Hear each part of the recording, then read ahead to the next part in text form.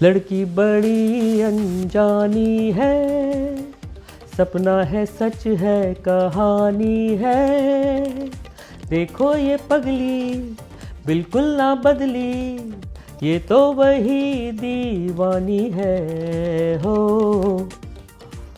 हो हो दिलवाले दुल्हनिया के बाद कुछ कुछ होता है फिल्म में आदित्य चोपड़ा ने हमको अप्रोच किया था कुछ कुछ होता है के लिए, और मुझे याद है सबसे पहला जो गाना रिकॉर्ड हुआ था वो था कोई मिल गया। I think Karan wanted to do this song first, क्योंकि इससे एक वो म्यूज़िक का जो एक फिल्म का जो मिजाज है वो इसमें ग्रैब हो सकता था, और इससे फिर एक फिल्म का म्यूज़िक किस तरफ ले जाना है वो एक अंदाज़ा लगने वाला था। करण जौहर और आदित्य चोपड़ा के लिए जब हम लोग फिल्म करते थे तो हमारे दिमाग में ये ज़रूर होता था कि बहुत ज़्यादा फिल्म हम नहीं करें साथ में, क्योंकि इनको म्यूज़िक करने के लिए 4-4, 5-5 महीने लग जाते थे, तो जाहिर सी बात है आप दूसरी फिल्में नहीं कर सकते। तो इसीलिए जब आदित्य चोपड़ा ने हमको अप्रोच किया था तो सबसे पहले पूछा था आप लोगों के पास टाइम है ये करने के लिए। साजन जी घर में, हाँ घर आए, ये जो गाना है ये इसी गाने में और एक और गाने में भी कुमार शानू ने गाया है, बहुत अच्छा, लड़की बड़ी अनजानी बहुत अच्छा मेरा फेवरेट गाना है, वो किया था। तो इसमें ये एक ही गाना था जो सलमान के ऊपर पिक्चराइज होने वाला था, और बड़ी रिस्पॉन्सिबिलिटी थी क्योंकि सलमान को भी पता था कि बहुत सारे गाने बहुत अच्छे हैं, तो मुझे स्पेशली कहा था देखना मेरा गाना भी अच्छा हुआ। अपना उनका एक स्टाइल है बोलने का, वो तो मैं बोल नहीं सकता, मगर उन्होंने बोला था कि ये इसको गाना जमाना है इसको। तो है ना, सलमान के हम होम प्रोडक्शन भी कर रहे थे, इससे प्यार किया तो डरना क्या। अच्छा, इसमें नई सिंगर आप, एक और सिंगर आपने ली थी इसमें, मनप्रीत। हाँ, इनका एक ही गाना था एक्चुअली, इन्होंने सिर्फ स्टार्ट गाया है, और ये पैम जी ने आइडिया दिया था, वो मिली थी पंजाब में इनको, और उन्होंने कहा था कि ये म्यूज़िक की प्रोफेसर हैं पंजाब में, वो जो फोक वॉइस आप ढूंढ रहे हो, क्योंकि हमको तो आइडिया नहीं लग रहा था कि कहाँ से किसको पकड़ें। हम सोच रहे थे कि जसविंदर नरूला को गवा देंगे, मगर पैम जी ने कहा कि नहीं, ये इसको वॉइस को ट्राई करो, ये पंजाब फोक ही गाती है। तो उनको स्पेशली मनप्रीत जी को पंजाब से हमने बुलाया था। कि देखिए ये जो गाना है हमने दिलवाले दुल्हनिया के टाइम सुनाया था, तो सबको बहुत पसंद आया था, बख्शी साहब को बहुत पसंद आया था, मगर उस फिल्म की सिचुएशन थोड़ी चेंज हो गई और फिर वो गाना उस फिल्म में नहीं गया, मगर पैम जी को वो गाना बहुत पसंद था और याद था उनको, तो उन्होंने वो इस सिचुएशन के लिए करण को बोला उनसे वो गाना सुनो, एक बहुत है वो तुम्हारी सिचुएशन बहुत अच्छा जाता है। देखिए इसकी एक बात आपको ज़रूर बताऊंगा कि एक गाने में हम फंस गए थे और वो बहुत मेरा फेवरेट गाना है एक्चुअली, और ऐसा हुआ था कि करण की डेट आ गई थी शूट की ऊटी की, और सारे एक्टर्स और बच्चों का पूरा लश्कर जा रहा था उनका, और वो गाना ओके नहीं हुआ था, हम लोग कर नहीं पा रहे थे, तो उनको तो जाना ही था। तो फिर जल्दी में ऐसा डिसाइड हुआ कि आदित्य चोपड़ा जी ने कहा कि तुम यूनिट लेके निकलो, जतिन ललित के साथ ये गाना मैं करके भेजूँगा। नमस्कार, मैं हूँ ललित पंडित और आप देख रहे हैं नवभारत टाइम्स का चैनल। आपको बहुत बहुत स्वागत है और ढेर सारी शुभकामनाएं। 25 साल हो गए कुछ कुछ होता को, और अब जश्न मनाया जा रहा है इस साल भी, और स्वागत, शुभकामनाएं और बहुत बहुत बधाई। थैंक यू संजय, और thank you again for coming and promoting the 25th year of कुछ कुछ होता है, जो कि एक बहुत ही इम्पॉर्टेंट दिन है लाइफ का, क्योंकि कुछ कुछ होता है जैसे फिल्म और वैसा म्यूज़िक लाइफ में एक बार भी आ जाए तो वो इतिहास के पन्नों में दर्ज हो जाता है। कुछ फिल्में होती हैं संजय जी जो करियर को इनिशियल बूस्ट देती हैं, जैसे कि हमारी पिक्चर थी जो जीता वही सिकंदर, राजू बन गया जेंटलमैन और खिलाड़ी। इन पिक्चरों से एक करियर शुरू हुआ था, और फिर उसके बाद एक और दौर आ सकता है जहाँ पे अब जो करियर है वो एकदम टॉप में आ सकता है। उसमें भी हमारी कई फिल्में आ गई थी, जिसमें से दिलवाले दुल्हनिया, कुछ कुछ होता है, कभी खुशी कभी गम, संजय बंसाली की खामोशी, ये पिक्चरें आई थी। तो उसमें से जो मेरा फेवरेट एकदम म्यूज़िक है वो है दिलवाले दुल्हनिया ले जाएंगे, और कुछ कुछ होता है का आज दिन है, तो ज़रूर हम कुछ कुछ होता है के लिए कुछ बात करेंगे। तो सबसे पहले तो सवाल ये होता है कि आपके पास ये फिल्म करण जौहर स्टार्ट कर रहे थे, आपके पास कैसे कहानी पहुंची, या कई लोग और भी इन्वॉल्व थे और फिर आपके पास आई है, मतलब ये तारतम्य कैसे बैठा आप लोगों का? देखिए, दिलवाले दुल्हनिया के टाइम पर करण जौहर जो थे वो आदित्य चोपड़ा को असिस्ट कर रहे थे इस फिल्म में, और म्यूज़िक सेशंस में आते थे और बहुत कंट्रीब्यूट करते थे अपनी सजेशन से म्यूज़िक के लिए रिकॉर्डिंग में। और फिर जब दिलवाले दुल्हनिया का म्यूज़िक और फिल्म हिट हो गई तो उसके बाद एक्चुअली हमें आदित्य चोपड़ा ने अप्रोच किया था, और इस बारे में आदित्य चोपड़ा ने बताया था कि करण ने बहुत अच्छा खूबसूरत सब्जेक्ट लिखा है और उसका म्यूज़िक करना है, जो पिक्चर का नाम है कुछ कुछ होता है। तो दिलवाले दुल्हनिया के बाद कुछ कुछ होता है फिल्म में आदित्य चोपड़ा ने हमको अप्रोच किया था कुछ कुछ होता है के लिए। और फिर ऑफ कोर्स जब पता पड़ा कि करण बना रहे हैं, और जब इस पिक्चर का जो फर्स्ट जो नरेशन हुआ था, मैं ज़रूर कहना चाहूँगा कि वो सबसे अच्छा नरेशन जो मैंने सुना है वो करण जौहर ने दिया था कुछ कुछ होता है के लिए। उन्होंने पूरी फिल्म दिखा दी थी जब नरेट किया था कि ये फिल्म है। पूरा ऑलमोस्ट 3 घंटे का नरेट किया था उन्होंने पिक्चर, और इतना ब्यूटीफुल नरेशन था कि मैं और जतिन दोनों समझ गए थे कि ये फिल्म में इन्होंने बहुत मेहनत की है और हमको भी पूरी मेहनत करके इसको जस्टिफाई करना पड़ेगा। और बहुत खुशी की बात यह है कि फिल्म का जो म्यूज़िक है वो कल्ट म्यूज़िक बन के रह गया है, क्योंकि बहुत मुश्किल होता है पूरी फिल्म में सारे जो गाने हों वो सुपर हिट हों और वो लोग भूल ना सकें। यही क्या कम है कि 25 साल बाद आप और मैं मिलके इस म्यूज़िक के बारे में बात कर रहे हैं। लेकिन जब वो पहला दिन जब नरेशन दे रहे थे और म्यूज़िक की बात कर रहे थे, तो वो क्या क्या पॉइंट्स क्या थे, और फिर एक नया लड़का, आपने तो खैर काम करते देखा, लेकिन एक फिल्म बना रहा था अपने कंधे पर, तो एक झिझक खत्म हो गई रही होगी क्योंकि DDLJ आप लोग साथ में काम कर रहे थे, लेकिन क्या कुछ बातें हो रही थी और कैसे आप बूस्ट कर रहे थे और उनकी क्या मांगे थी, क्या वो चाह रहे थे आपसे? देखिए, पहली बात तो बहुत बड़ी फिल्म थी कुछ कुछ होता है। शाहरुख हमेशा ही टॉप में ही रहे, मैं तो कभी देखा नहीं कि आप शुरू किया है ऐसा, और इस वक्त एकदम पीक पे आ गए थे वो दिलवाले के बाद। और इस फिल्म की स्टोरी जो थी बहुत ही यूथफुल लगी थी मुझे, और something which one would really want to do. तो ये जब नरेशन ही किया था तो मुझे लगा था ये बहुत खूबसूरत सब्जेक्ट है, और हियर इज़ अनदर चांस कि एक मेमोरेबल स्कोर करें, क्योंकि इतनी म्यूज़िकल नरेशन थी उसमें और इतनी म्यूज़िकल सिचुएशंस करण ने बनाई थी कि ये तो लग गया था कि इसमें बहुत ज़ोर मार के जितना अच्छा हो सकता है, जितनी कैपेसिटी है उससे ऊपर काम करके करना चाहिए। और हर सिचुएशन को वन एट अ टाइम करके इसको हमने पकड़ा था। और मुझे याद है सबसे पहला जो गाना रिकॉर्ड हुआ था वो था कोई मिल गया।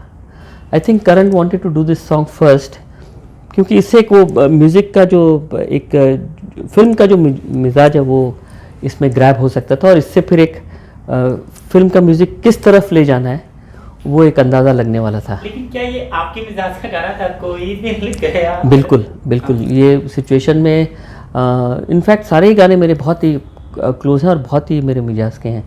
तो ये ट्यून जब मैंने सुनाई थी करण को तो उनको बहुत लंबा लगा था मुखड़ा।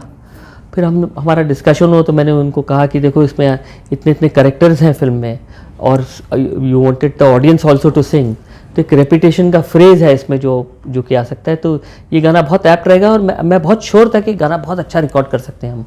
तो जब गाना रिकॉर्ड हुआ था तो आई रिमेंबर कि करण बहुत खुश थे, क्योंकि पहला गाना था, बड़ा रिस्पॉन्सिबल, थोड़ा हर आदमी घबराता है कि पहला गाना फिल्म का कैसा होगा। मगर जब ये पहला गाना ये रिकॉर्ड हो गया तो सबको इतना पसंद आया था, और स्पेशली करण को इतना पसंद आया था कि जब वो नेक्स्ट सिटिंग में आए थे ये गाना हो जाने के बाद, तो उन्होंने हाथ मिला के मुझे कहा था कि thank you very much Lalit, I am very happy with this song. और फिर जिस हिसाब से उन्होंने पिक्चराइज़ किया है उसमें उनका पूरा जो प्यार है उस गाने के लिए मुझे नज़र आता है। तो इसके लिए आपने कविता जी को बुलाया, उदित जी थे, अलका जी थी, तो इसमें कितनी चॉइस किसकी थी कि सिंगर ही होंगे कि आपका पूरा पैकेज था कि? नहीं, देखिए डायरेक्टर, प्रोड्यूसर्स, कंपोज़र बहुत इंपॉर्टेंट होते हैं ऑफ कोर्स, मगर उस टाइम क्योंकि कविता जी ने एक ही गाना गाया था ना, इसमें दो गाने। हाँ, तो इसमें कविता और अलका जी दोनों ही की ज़रूरत थी इस गाने में, और उदित नारायण तो इस गाने में, इस पूरी एल्बम में रहे ही हैं। तो मुझे लग रहा था कि ये लोग बेस्ट होंगे इस गाने के लिए, और आप यकीन मानिए तीनों ने साथ में खड़ा रह के एक गाना गाया है, एक साथ गाया है ये गाना। तो उसमें जो ओवरलैपिंग लाइन है और जो सबने जो गाया है बहुत अच्छा गाया है। अच्छा सर, ये फिल्म का एक बहुत बड़ा हिस्सा गानों का है, मतलब कि एक 8 ट्रैक है ना, 8? जी हाँ, तो एक 42-50 मिनट का वो है, और फिर बैकग्राउंड में भी बहुत समय तक पूरा म्यूजिक है उसमें। तो एक फिल्म का एक बहुत बड़ा हिस्सा है जो म्यूजिक पर बहुत डिपेंड होता है। जी जी। तो एक तो बहुत सारी प्लानिंग की गई होगी कि कैसा क्या होगा। बहुत। तो थोड़ा बैकग्राउंड म्यूजिक के बारे में, फिर मैं गानों के बारे में बात करूंगा कि कैसे प्लान किया था, कि क्या टोन होगा, क्या चीज होगा। देखिए, करण जौहर और आदित्य चोपड़ा के लिए जब हम लोग फिल्म करते थे तो हमारे दिमाग में ये ज़रूर होता था कि बहुत ज़्यादा फिल्म हम नहीं करें साथ में, क्योंकि इनको म्यूज़िक करने के लिए 4-4, 5-5 महीने लग जाते थे। तो जाहिर सी बात है आप दूसरी फिल्में नहीं कर सकते। तो इसीलिए जब आदित्य चोपड़ा ने हमको अप्रोच किया था तो सबसे पहले पूछा था आप लोगों के पास टाइम है ये करने के लिए। तो ऑफकोर्स ये पिक्चर, शाहरुख की पिक्चर, तो हम बहुत ध्यान देते थे हमेशा। तो बहुत उस हिसाब से की भी है पिक्चर कि भाई हमारे पास 4-5 महीने सिर्फ इस फिल्म को क्रैक करना है हमको बहुत अच्छे से। जहाँ तक आपका बैकग्राउंड का कहने का है, मैं इस पिक्चर के बैकग्राउंड में इतनी मेहनत हुई थी कि पूछे मत, क्योंकि ये जो पिक्चर थी इसमें एवरी डे जो बैकग्राउंड म्यूज़िक होता था उस टाइम लाइव होता था पूरा, और कम से कम 150 म्यूजिशियन सेट में होते थे न्यू एम्पायर स्टूडियो में। और सुबह से बैकग्राउंड चलता था, फिर 9 बजे ख़त्म होता था, फिर मैं घर जाता था और घर पे असिस्टेंट्स भी मेरे जाते थे, फिर रात को वहाँ कंपोज करता था बैकग्राउंड, और फिर सुबह 9 बजे पहुँच जाता था ready with the days work. तो ये इस प्रकार से हुआ था, और 23 दिन लगे थे पूरे बैकग्राउंड करने में इसको। और ये एक ही फिल्म है जहाँ पे बैकग्राउंड बहुत ही दिमाग लगा के मैंने किया, सिर्फ करण जौहर के लिए। और मुझे खुशी की बात ये लगती है कि उसका बेस्ट बैकग्राउंड स्कोर का अवार्ड उस ईयर हमको मिला था। क्या बात है, मेहनत का फल मिला। तो उसके बाद टाइटल सॉन्ग आता है। इसके लिए बहुत कुछ सोचा गया होगा, क्योंकि एक तो बड़ा टाइटल, फिल्म का टाइटल बड़ा था, उसको जस्टिफाई करना था। तो क्या कुछ प्लानिंग थी, क्या था? देखिए, बहुत ही सुरीला टाइटल सॉन्ग है, और अंतरा इसका मुझे बहुत ही खूबसूरत लगता है। इसका अंतरा जतिन जी ने बनाया है, और वन ऑफ द बेस्ट अंतरा मुझे लगता है बना है, और बहुत खूबसूरत रिकॉर्ड हुआ है, और बहुत ही बेहतरीन पिक्चराइज किया मुझे लगता है। और अलका जी को नेशनल अवार्ड मिला था इस गाने में, और उदित जी ने भी बहुत अच्छा गाया था। तो कितनी देर में, एक बार में रिकॉर्ड हुआ था क्या? एक बार में कोई रिकॉर्ड गाना नहीं होता था। इसके गाने के म्यूज़िक करते करते हमको 9-10 दिन लगते थे, क्योंकि बहुत बड़े बड़े सेक्शन होते थे, और एक एक सेक्शन को एक एक दिन में रिकॉर्ड करना पड़ता था। तो बहुत pre conceive, pre planning, pre compose जाना पड़ता था कि ये हमारा म्यूज़िक है और अब ये बजना है आज। तो उसमें बहुत ही डूब के म्यूज़िक बना हुआ, नहीं तो इस वक्त हम बात नहीं करते होते अगर ये इतना इस हिसाब से उसको नहीं लेके गया होता। तो बहुत ही लार्ज स्केल में हुआ था। और सबसे अच्छी बात यह है कि हमारे जो प्रोड्यूसर थे यश जौहर जी, बहुत मैं उनको याद करता हूँ, उनका इतना ब्यूटीफुल कंट्रीब्यूशन रहता था कि किसी चीज़ की तकलीफ़ ना हो, जो चीज़ इनको चाहिए वो मिल जाए। वो इतना सोच समझ के प्यार से काम करवाते थे और इतना कंफर्टेबल रखते थे कि वैसा प्रोड्यूसर और वैसा इंसान उसके बाद मैंने कभी नहीं देखा, तो ये कहना पड़ेगा। चलिए, ये 2 गाने तो ऐसे थे कि जिनमें थोड़ा हंसी मजाक है, पूरी फिल्म का एक वो है, लेकिन फिर साजन जी घर आए वो बिल्कुल दिल को हूम हूम करता है, हिला देता आपको अंदर से, और मज़ा भी आता है। तो इसकी कोई, देखिए, सारे म्यूज़िक में आप एक चीज़ नोटिस करेंगे तो एक इनहेरेंट एनर्जी बहुत खूबसूरत है, और गानों की जो धुन है, जो लिखावट है, जो समीर जी ने बेहतरीन की हुई है, उसमें हर गाने में एक इंडियन टच बहुत ही खूबसूरत तरीके से आता है। और ये सब जो गाने हैं और जो फिल्म है वो बहुत ही यूथफुल और वेस्टर्नाइज्ड फिल्म है। एक्चुअली सब्जेक्ट बड़ा ड्रीमी सब्जेक्ट है अगर आप देखा जाए तो उसमें जो मॉडर्ननेस भी आई है म्यूज़िक में, और जो ट्यून में और जो एनर्जी आई है, वो सबका मिश्रण एक होके एक ऐसी बात बनी है कि मुझे लगता है कि जतिन ललित के करियर में one of the finest music इस कुछ कुछ होता है। साजन जी का कुछ तो बताइए ना सर, मतलब साजन जी आगे थे। साजन जी घर में, हाँ, घर आए, ये जो गाना है ये इसी गाने में और एक और गाने में भी कुमार शानू ने गाया है, बहुत अच्छा, लड़की बड़ी अनजानी, बहुत अच्छा मेरा फेवरेट गाना है, वो किया था। तो इसमें ये एक ही गाना था जो सलमान के ऊपर पिक्चराइज होने वाला था, और बड़ी रिस्पॉन्सिबिलिटी थी क्योंकि सलमान को भी पता था कि बहुत सारे गाने बहुत अच्छे हैं, तो मुझे स्पेशली कहा था देखना मेरा गाना भी अच्छा हुआ। अपना उनका एक स्टाइल है बोलने का, वो तो मैं बोल नहीं सकता, मगर उन्होंने बोला था कि ये इसको गाना जमाना है इसको। तो सलमान के हम होम प्रोडक्शन भी कर रहे थे, इसमें प्यार किया तो डरना क्या, तो अच्छा एक ही टाइम पे काम चल रहा था। हाँ 98 की सब रिलीज है ये, तो साइमल्टेनियसली प्यार तो होना ही था। तो सलमान इस गाने पे बैठे थे क्या आप लोगों? नहीं नहीं बिल्कुल नहीं, उनका सिर्फ इतना ही बोल देना बहुत है कि भाई गाना मेरा अच्छा करके देना है, और बहुत ज़रूरी था ये गाना अच्छा होना, और बहुत ही अच्छा गाना हुआ है ये। इसका जो रिदम और जो एनर्जी है, और जिस हिसाब से ब्यूटीफुल सेट लगा के जो पिक्चराइज़ किया है, मैं गया था सेट में भी तो वो दिखा था, बहुत ही खूबसूरत पिक्चराइज हुआ था। तब तक हम लोग रघुपति राघव राजा राम को इस तरीके से गा ही नहीं सकते थे जैसा आपने बनाया, मतलब एकदम नया बैंड। बिल्कुल हाँ, हाँ। तो ये कहाँ पे तोड़ा, कहाँ पे जोड़ा, कितना नया, मतलब ये ब्यूटीफुल सिचुएशन लगी थी मुझे। एक्चुअली ये बैकग्राउंड पीस चाहिए था, और करण ने सजेस्ट किया why don't we make a song on this, जहाँ पे ये भाग रहा है, और instead of doing a background piece give me a music where I can picturise. तो ये आइडिया मुझे बहुत पसंद आया था, मगर उसमें डिफरेंट चेंजेस थे। एक तो इंडियन में जाता है, और फिर वही वेस्टर्न सेक्शन में जाता है, और उसको शंकर महादेवन ने गाया है। और थोड़ा सा ऐसा डर लगा था, कुछ नई चीज हम करते हैं ना तो थोड़ा एक नर्वसनेस भी होता है कि यार हम रघुपति राघव राजा राम जैसे आज तो बहुत होता है, बहुत चेंजेस करते हैं हम, हनुमान चालीसा को भी एकदम उसमें कर देते हैं, लेकिन उस समय ऐसा टाइम मेरे ख्याल से नहीं था कि नहीं ऐसा नहीं था। ऐसे तो क्रिएटिविटी में ऐसा हम तो कभी सोचते नहीं कि भैया इसको कोई ऑब्जेक्ट करेगा, ये करेगा। ब्यूटीफुल साउंड आना चाहिए, और उसकी इनहेरेंट एनर्जी चाहिए थी उसमें, जहाँ वो पहुंचने की कोशिश कर रहा है, और लोगों के साथ बैठा हुआ है और बोर हो रहा है, और लोग सब नाच रहे हैं, गा रहे हैं, और वेस्टर्नाइज्ड तरीके से रघुपति राघव। मुझे याद है कि जो उसका कोरस सेक्शन था, वो हमने यूजुअल जो सेक्शन फिल्म का होता है वो हमने यूज़ नहीं किया था। हमने जितने ऐड वाले हैं उनको कांटेक्ट किया था, जो यंग लड़का लड़की गाते हैं उस ज़माने के, तो उन सबको हमने इकट्ठा किया, अलग लिस्ट बनाई थी, और कुछ मेरे ख्याल से 30 लोग मिले थे जो जिनकी उम्र किसी की भी 20-25 से ज़्यादा नहीं होगी, और बहुत ही बेहतरीन वेस्टर्न सिंगर आए थे, मोस्टली क्रिश्चियन और इस टाइप के, और उन्होंने ये गाना और हाय हाय रे हाय ये लड़का, इसमें भी सब वही सेक्शन में लिखा था, तो वो साउंड भी नया आया था एकदम। ये साउंड पहले कभी फिल्म में आया ही नहीं था, जो ये सेक्शन मैंने गैदर किया था। मैंने जो हमारे जो उस जमाने के मैसेंजर होते थे म्यूजिशियन के, मैं बोला मुझे ये यूजुअल कोरस नहीं चलेगा, मुझे सब एकदम यूथफुल साउंड चाहिए, तो कहीं से भी ढूंढो और कोई भी आइडिया करो और मैं उनका ऑडिशन लूँगा।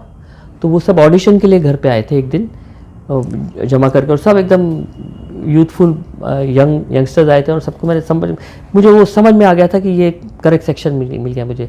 तो ये इतना अच्छा सेक्शन हुआ था कि फिर जब हम लोग दिल लगी कर रहे थे, आपको एक बताता हूँ, तो मुझे सनी देओल ने बोला था वो कोरस का साउंड बड़ा आप लोग का अलग आया था, तो वो किसको बुलाया था, वो सेक्शन को हम लोग बुलाते हैं। और ये बहुत एक्सपेंसिव सेक्शन था क्योंकि सब जो थे वो सोलोइस्ट सिंगर थे एड्स के, तो वो सब आए थे, और उनकी वजह से ये रघुपति राघव राजा राम जो है वो साउंड की वजह से भी जमा है। क्या बात है। और एक गाना जो दिल चीर देता है, तुझे याद ना मेरी आए, इसकी कहानी क्या है? अच्छा, इसमें नई सिंगर एक और सिंगर आपने ली थी इसमें, मनप्रीत। हाँ, इनसे इनका एक ही गाना था।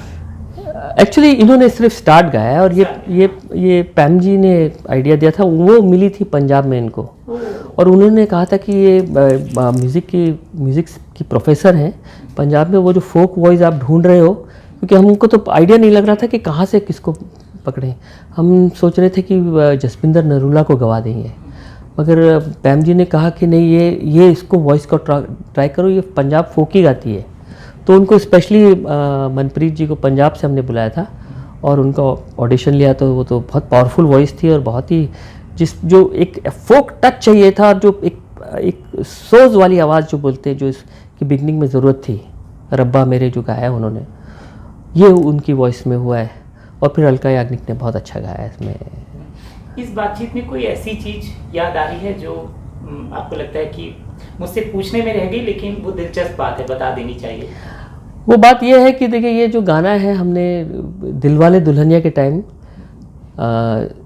सुनाया था, तो सबको बहुत पसंद आया था, बख्शी साहब को बहुत पसंद आया था। मगर उस फिल्म की सिचुएशन थोड़ी चेंज हो गई और फिर वो गाना उस फिल्म में नहीं गया। मगर पैम जी को वो गाना बहुत पसंद था और याद था उनको, तो उन्होंने वो इस सिचुएशन के लिए करण को बोला उनसे वो गाना सुनो, एक बहुत है वो तुम्हारी सिचुएशन बहुत अच्छा जाता है। आप याद रखिए कि ये दोनों फैमिलीज़ जो है, जौहर फैमिलीज़ और पैम जी, यश चोपड़ा जी, इनके बड़े अच्छे रिलेशन रहे और इनका बहुत करण को बना रहे थे, तो एग्जैक्टली जितना सपोर्ट उनको चाहिए था उससे ज़्यादा ये सब सपोर्ट करते थे। तो पैम जी ने मुझे भी कहा था कि ये गाना इनको सुना दो, वो गाना बहुत अच्छा जा सकता है इस फिल्म में। तो हमको भी याद है कि हाँ, ये गाना यहाँ पे बैठ सकता है करेक्ट। फिर इसको समीर जी ने बहुत खूबसूरत लिखा और ये गाना एक बिल्कुल आप सही बोल रहे हैं, एकदम यादगार गाना है ये। और ये गाना आपका एकदम दिल चीर देता है, मतलब हर गाने की अपनी एक कहानी है, मतलब ये सीधा आपको मतलब करता है। तो ओके, उसके बाद फिर 3-4 साल बाद उसको तेलुगु में रिलीज किया, तो फिर आप लोगों का कितना इन्वॉल्वमेंट था? नहीं, तेलुगु में कोई हमारा इन्वॉल्वमेंट नहीं था, म्यूज़िक तो सेम ही था, उसमें उनको डब करने थे गाने और वो वर्ड्स की भी हमको समझ नहीं, जैसे उनको हिंदी की समझ नहीं, हमको तेलुगु की समझ, तो वो तो एक अलग किस्सा हो जाता है। मगर एक किस्सा मैं आपको बताऊं कि मैं उसी टाइम एक साउथ ईस्ट एशिया में एक ट्रिप में गया था 1999 में। तो अब सब मेरे कॉलेज के फ्रेंड्स वगैरह हम सब मिलके, सब माँ बाप बन गए थे उस टाइम तो, और सब हम लोग गए थे वहाँ पे। तो हम लोग कोलालमपुर में उतरे तो ये एयरपोर्ट में ये गाना बज रहा था अलग लैंग्वेज में, उनकी लैंग्वेज में। तो और हमको सबको वीज़ा के लिए लाइन वाइन में खड़ा कर दिया था। तो एक मेरी फ्रेंड ने मजाक से बोल दिया कि अरे देखो, ये जो म्यूज़िक सुन रहे हो ना आपने, वो इन्होंने बनाया है। तो इमीडिएटली वो उन्होंने देखा कि अच्छा ये, और वहाँ इतना पॉपुलर हो गया था, हमको पता ही नहीं था उसके बारे में। तो वो हमको इमीडिएटली वो कुछ अलग सेक्शन में लेके गई और पूरा ग्रुप का किया, और शी रियली आस्क्ड मी, ये आपका मतलब यू डिड दिस म्यूज़िक? तो मैंने बोला हाँ, ये हमारा म्यूज़िक है। तो दे वर सो हैप्पी, और वो इतना अच्छा लगा था हमको कि क्या बात है, हमारा म्यूज़िक क्या बज रहा है, वो भी अलग लैंग्वेज में, उनकी लैंग्वेज में। तो कुछ चीज़ें होती हैं जो फॉलो करती हैं लाइफ में और आप भूल नहीं सकते। और कुछ होता है कि देखिए, म्यूज़िक जो रहा है वो एक पूरी फिल्म में सारे गाने ऐसे आ गए हैं कि वो बहुत रेयर है वैसा हो जाना। और वो इसीलिए हुआ क्योंकि पिक्चर बहुत अच्छी बन रही थी और करण जौहर ने इतना अच्छा नरेट किया था कि हमको लग गया था कि हम लोग जितनी भी मेहनत करेंगे इसमें कम है, क्योंकि उन्होंने इतनी मेहनत कर दी है।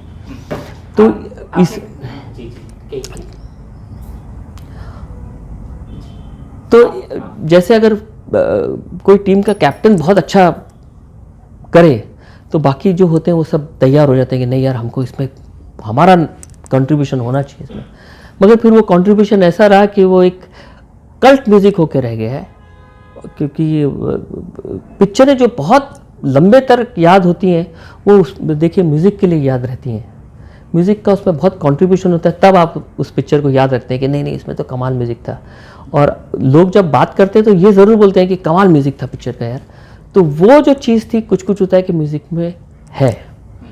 अंतिम सवाल, आपने कहा कि बहुत रेयर होता है कि पूरा एल्बम इतना सुपर डुपर हिट हो जाए जी। तो आप लोग जब बना रहे थे और इनको बार बार सुना रहे थे सलमान का गाना, सलमान को बाकी, तो आप लोगों को पता उस समय लग गया था कि ये सुपर डुपर हिट की जब फ्राइडे रिलीज हुई और उसके बाद आपको एक एक गाने का रिव्यू मिला? ये कहानी मैं जानना चाहता हूँ।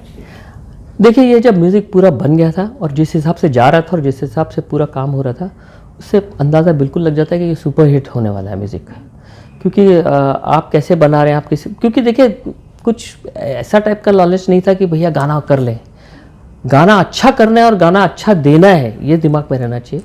तो कई और बार जतिन और मेरी बड़ी एक अच्छी आदत है कि हमको जो ठीक नहीं लगता था वो हम खुद ही रिजेक्ट कर देते थे, सुनाते नहीं थे। नहीं यार, इससे बेटर करते हैं थोड़ा कुछ, तो सिटिंग आगे करके देन मोर प्रिपरेशन। तो ये जो क्वालिटी है ये उन पैशनेट लोगों करते हैं जो जिनको अपने काम में सच्चाई से काम करना है। और सबसे अच्छी बात ये थी हमारे में कि हम ज़्यादा पिक्चरें करते नहीं थे। हालांकि लोग जो हमारे कंटेम्प्रेरी थे उन्होंने लाइफ में हमसे डबल काम किया इन टर्म्स ऑफ नंबर, मगर जो हमारा रेशो हिट का रहा है और जो काम किया है वो उसका एक अलग फ़ायदा है। तो आपने बताया सलमान का रिएक्शन, कभी काजोल और रानी इन लोग भी इन्वॉल्व होते थे कि ये मेरा गाना है, मेरे हिस्से में आया है, क्यों? तो आपसे कोई बातचीत होती थी? नहीं, मैं सेट वेट में भी जाता था जब गाने पिक्चराइज होते थे, तो सब बहुत खुश थे कि गाने म्यूज़िक बहुत अच्छा और सब बहुत मेहनत कर रहे थे। आप काजोल का काम देखिए, इसमें रानी ने कितना खूबसूरत अंडर प्ले किया है इतनी बड़ी पिक्चर में, और कितनी अच्छी लगी हैं और कितना अच्छा काम किया है। और याद रखिए रानी नई थी उस टाइम। रानी की एक बात मैं ज़रूर कहना चाहूँगा कि ये जब पिक्चर बन रही थी तो पर्टिकुलर एक्टर्स ने इसके लिए ना बोल दिया था। करण जौहर ढूंढ रहे थे तो करण ने मुझसे पूछा था, ललित तुम वो गुलाम पिक्चर कर रहे हो, वो कैसी है लड़की? तो मैं बोला करण बहुत अच्छी है, क्योंकि रानी के साथ हमारे बड़े अच्छे रिलेशन रहे। उनकी लाइफ की पहली पिक्चर जो बंगाली उनके फादर ने बनाई है, बंगाली फिल्म बेयर फूल, उसमें हमारा म्यूज़िक था, वो कल्ट म्यूज़िक है बंगाल में। तो रानी के साथ बहुत अच्छी पहचान थी और बहुत ही अच्छी लेडी हैं। अब तो पहले तो लड़की थी, अब तो लेडी हो गई है। तो मैंने कहा करण बहुत अच्छा काम करेगी, बहुत ही अच्छा है। तो वो जो ट्रायल करण देखना चाहते थे वो मैंने सजेस्ट किया था, देख लो गुलाम को थोड़ी। तो फिर वहाँ से रानी को कुछ कुछ होता है ऑफ़र की करण ने, तो वो भी रानी को पता है। और रानी के साथ हमारा लग बहुत अच्छा रहा है थ्रू आउट। रानी के साथ कभी कोई पिक्चर हमारी फ्लॉप ही नहीं हुई। तो और बहुत ही म्यूज़िकल लोग हैं, बहुत अच्छा काम हुआ और सब बहुत खुश थे। तो कभी ऐसी प्रॉब्लम नहीं थी कि काम 19 से 20 हो जाए। देखिए क्या होता है, जब नींव अच्छी पड़ जाती है, गाना अच्छा बनकर रिकॉर्ड हो जाए, तो कोरियोग्राफर उस पर बहुत मेहनत करता है, उसमें सब एक्टर्स बहुत मेहनत करते हैं ये देख के कि इसको जमा देते हैं यार। तो जो फर्स्ट जो जमाने की चीज़ होती है वो म्यूज़िक की कॉम्पोजिशन और उसका रिकॉर्डिंग होती है इसको। अंतिम सवाल और सबसे मुश्किल सवाल कि इसमें इस पूरे एल्बम का आपका फेवरेट गाना कौन सा है? और बिल्कुल इसको आप स्किप मत करिएगा, मुझे बताइएगा आपका फेवरेट बच्चा कौन सा है? देखिए इसकी एक बात आपको ज़रूर बताऊंगा कि एक गाने में हम फंस गए थे और वो बहुत मेरा फेवरेट गाना है एक्चुअली। और ऐसा हुआ था कि करण की डेट आ गई थी शूट की ऊटी की, और सारे एक्टर्स और बच्चों का पूरा लश्कर जा रहा था उनका, और वो गाना ओके नहीं हुआ था, हम लोग कर नहीं पा रहे थे। तो उनको तो जाना ही था, तो फिर जल्दी में ऐसा डिसाइड हुआ कि आदित्य चोपड़ा जी ने कहा कि तुम यूनिट लेके निकलो, जतिन ललित के साथ ये गाना मैं करके भेजूँगा। उन्होंने वो रिस्पॉन्सिबिलिटी ले ली। तो करण सोचिए एक नए डायरेक्टर जो बहुत अच्छी पिक्चर बना रहे हैं, वो कितने इनसिक्योर रहेंगे वो कि कैसे विदाउट सॉन्ग सुने चले जाएं इतने बड़े यूनिट को और इतनी बड़ी स्टार कास्ट को लेकर। मगर करण जी को कॉन्फिडेंस था कि आदित्य चोपड़ा है पीछे से, ये जमा के भेजेंगे मुझे। और हमारी जो सिटिंग हुई है लड़की बड़ी अनजानी की, वो कम्प्लीटली आदित्य चोपड़ा जी के साथ हुई है। उन्होंने गाइड किया कि ये गाना कैसे करना है, क्या करना है। और फिर ये जो आइडिया था मैंने उनको सुनाया आदित्य को, तो उन्होंने बोला ये बहुत अच्छा है, इसी को हम लोग आगे बढ़ाते हैं। और टाइम भी ज़्यादा नहीं था हमारे पास, क्योंकि वहाँ था और 3-4 दिन के बाद गाना शूट करना था। तो मेरा सबसे खुशी का और बहुत अच्छा दिन ये था कि ये गाना रिकॉर्ड करके हमने 9 दिन के बाद भेजा। और मैं रात को सोया हुआ था, ये लोग शूटिंग करके आए होंगे रात को, और वहाँ से करण ने मुझे फ़ोन किया। वहाँ सब ने बैठ के सुना गाना सेट में, और सुन के फ़ोन किया और बोला बहुत अच्छा गाना किया, everybody is very happy and we will rock it here. तो आपका ये जो फेवरेट गाना है ये सुना दीजिए। लड़की बड़ी अनजानी है, सपना है सच है कहानी है, देखो ये पगली बिल्कुल ना बदली, ये तो वही दीवानी है। हो हो हो। Thank you so much sir. Thank you.